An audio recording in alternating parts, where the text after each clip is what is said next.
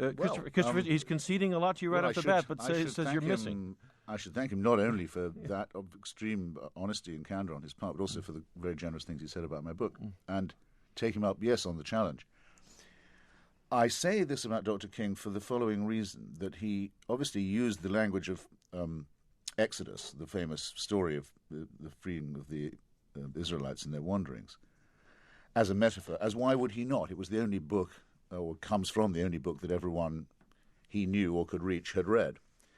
Not the only one not the only one they'd read, the only one they had all of them read. That is the Bible. The only story you could count on everyone knowing, yeah. I say in my book that if he'd chosen the story of Xenophon's Anabasis and the Greeks' long fight upwards and over towards the sea and eventually freedom, it would have been just as good if everyone had been raised on Xenophon. But isn't that pretty presumptuous of you to say all of the attestations of religious belief? No, I didn't say anything. Well, it's the only book they had that could get their hands on. That's why he chose it instead of Xenophon. Yes. Well, he would be stupid not to. If he chose Xenophon instead, I don't think he'd got quite the same audience, though he could have made just as convincing a case for civil rights. Now, what does the book of Exodus say? It doesn't just say let these people go. It says let them kill everyone who gets in their way and all other tribes.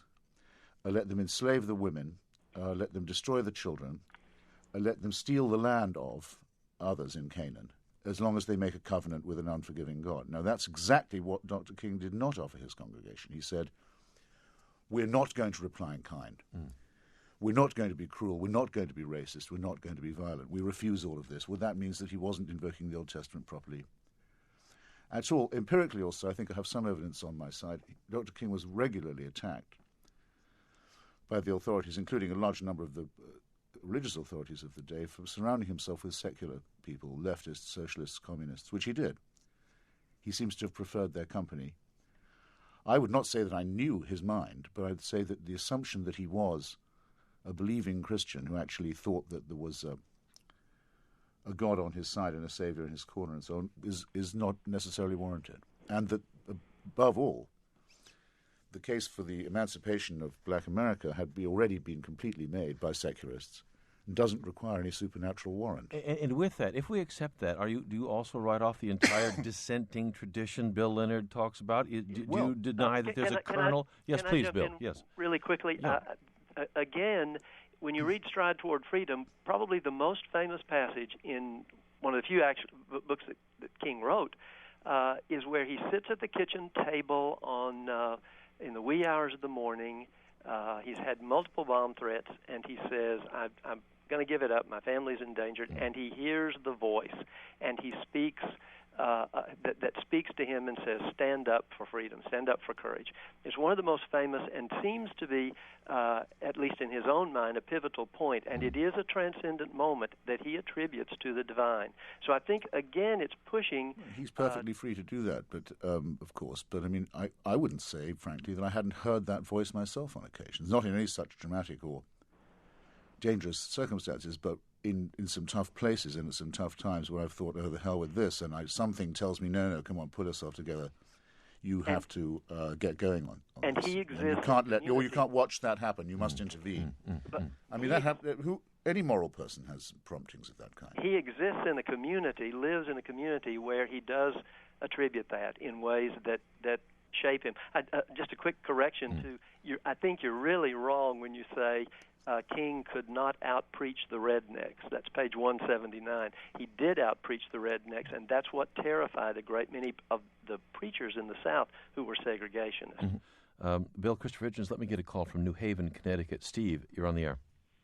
Yes, hi, Tom. Hi. It was a great show. I don't know where to actually come down on this. I must say I'm not very fond of religion, and I saw a bumper sticker once in my life. I didn't make this slogan up. I wish I had. It says, Lord, save me from your followers. And I just I look out in the world today, and I see Judaism and Islam and Christianity. Those three Abrahamic religions are basically about to perhaps destroy the world. I don't know. And then again, on the other side of the coin, you've had totally godless governments or movements like Nazi Germany and the Soviet Union. And look what they did in the name of there is no God. A very tall pile of bodies there, too. Steve, our time is indeed. short. Christopher Hitchens, what do you say to that? Well, the second point, I should have brought up the second point myself by now. It's not correct to say that the Nazi and fascist regimes were godless. They, all of them, for example, partly came into being by a political concordat with the Vatican. Well, yes, but... Yes, and Hitler's birthday was celebrated by order of the German Catholic Church in every Catholic church in Germany right to the very end. And though Nazism had a pagan element to it, not a secular one, would have liked to replace Christianity with the worship of the Führer in the long run. And Stalin tore down churches. Wait a second. I'm coming to communism in a second. And fascism is almost another name for an alliance with the church. I mean, in fascism in Spain, in Portugal, in Croatia, in Hungary. We have a minute and a half. In Slovakia, the head leader of the Nazi puppet state was actually a priest in holy orders. Well, with communism. Until 1917 in Russia, millions and millions of Russians have been told for hundreds and hundreds of years that the Tsar was not just the king, the absolute ruler, but he was also the head of the Russian Orthodox Church and something a bit more than divine. Now, if you're Joseph Stalin, by the way, a former seminarian, you're a madman, you're a fool. You shouldn't be in the dictatorship business if you don't exploit this enormous reservoir of belief, of credulity and superstition and backwardness and faith. It's ready-made for you, and you'll be able to create a successful replica of it. That's restating the problem in a different way. Well, he may have tore down churches, but he never dissolved the church. He played the church rather well, actually, as a political ally. I have to take account of the reality of the clock here. You name me a society that's gone. You name me a society that's gone to hell by following the precepts of Spinoza and Jefferson and Voltaire and Einstein. And then we'll be talking about a level playing field. Bill Leonard, theologian, does Christopher Hitchens drive you closer to your faith, or does he put a wedge in there?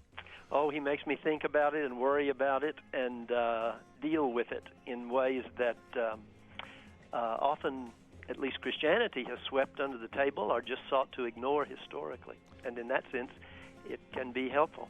Dean Leonard, Bill Leonard at Wake Forest University, thank you very much for being with us.